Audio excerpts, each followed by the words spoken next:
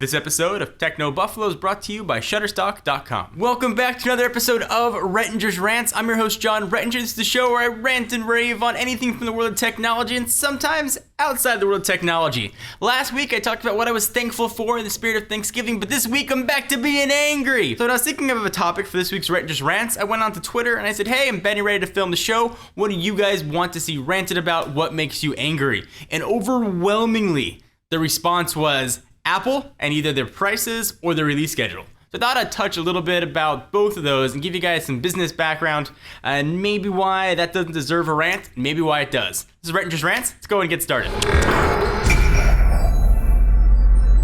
Apple has long been maligned for its pricing. There is what's been called an Apple tax. People pay a premium. Apple charges a premium for their products. Whether or not that premium is justified or not, topic for another discussion. Everybody on Twitter that I saw, and out of about the 20 to 30 responses I had in the 20 minutes since I posted the tweet, wanted to talk about Apple's pricings and why they're gouging their customers. So let me introduce you to a little simple concept called supply and demand. It's a simple curve, goes like this, and it's supply and demand. In the middle is called the equilibrium point, and that's where the supply of a product equals the demand. And on your X and Y axis, you've got pricing. And the pricing is what a company can charge to hit that equilibrium number. Apple is right now the biggest, most valuable company in the world.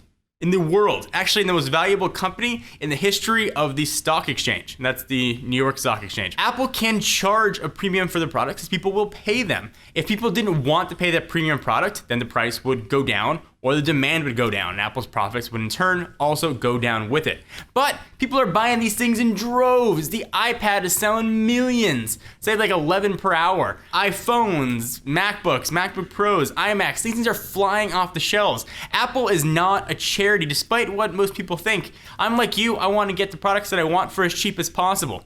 But I don't hold the company who makes them responsible for making the prices as inexpensive as possible. Apple is not a charity. They have responsibility to their shareholders to maximize profits. That's capitalist society, and that is business. You might not like it. I don't like it, but Apple has every right in the world to do it, to charge what they want for their products as long as people will buy them.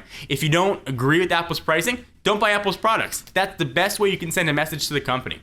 Now, you not buying one iPhone might not make a difference, but if everybody gets together and says, hey, it's too expensive, we're not gonna buy it, Apple will be forced to readdress their pricing scheme. However, if you're not gonna speak with your wallet, then you really have no other voice in the matter. Apple can charge anything they want. Any company for that matter can charge any price they want. Apple could probably get away with charging even a higher premium for their products based on the amount of sales numbers that they've had. So that argument, I don't necessarily buy. Coming from a business background, I get it.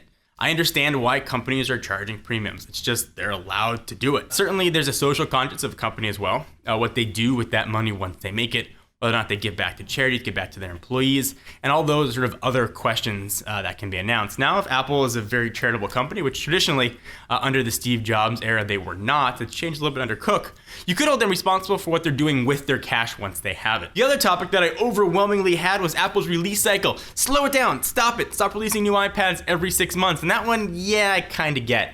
But it also comes back to that same business standpoint. I got two perspectives on that. From a consumer, I get why you're pissed. I bought the new iPad, the third generation. I was super excited. I had the latest generation iPad. I knew that I was gonna have the latest technology for the next year. I saved up my money and I bought it. And then boom, 6 months later, iPad 4 comes out with the new lightning connector and faster stuff inside of it. And that's annoying. You want to feel like you've got the best product for as long as you can. But that's not the reality of the world. That's not the way capitalism works. Apple, once again, is a for-profit company. Their job is to make money. They were heading into the holiday season. They want to be as competitive as possible. And iPads are flying off the shelf. If you disagree with the release cycle, stop buying iPads, stop buying iPhones, whatever product you disagree with. You can speak loudly with your wallet where you choose to spend your money. Companies have a right to do what they want. You might not agree with it. I certainly don't agree with it, but I understand it from a business standpoint. Try and change your perspective. Try and not think of things from just your point of view, from the company's point of view, from the shareholder's point of view, from a business point of view. And you might start to see why companies are doing things. You do not, however, have to agree with them at all. I certainly don't. But at least it might help you appreciate a little bit more about why companies are doing what they're doing. All right, so let me take a break for a minute from talking economics with you. And let me thank our friends and sponsors at Shutterstock. Shutterstock.com is a place to go when looking for stock photos, vectors, illustrations, and video clips. Just sign up for offer large image packs, monthly subscriptions, or just grab a single image for a blog or mockup. They even offer enhanced license access in case you want to print an image out or get it screened on a tee. Shutterstock.com makes it easy to curate your own galleries to make searching easier. You can download any image at any size for one price. No nickel and diming for high-res stuff. If you make a lot of YouTube videos, you guys know how hard it is to find featured images. If you want to put a video inside of your YouTube video and sort of have it as B-roll, it's hard to find that. Sometimes you can't take your own. It doesn't come out as good as the professionals. This is the place you guys want to go if you need those images. It's just an awesome resource. Definitely go ahead and check them out. So head on over to Shutterstock.com or install their iPad app to get started.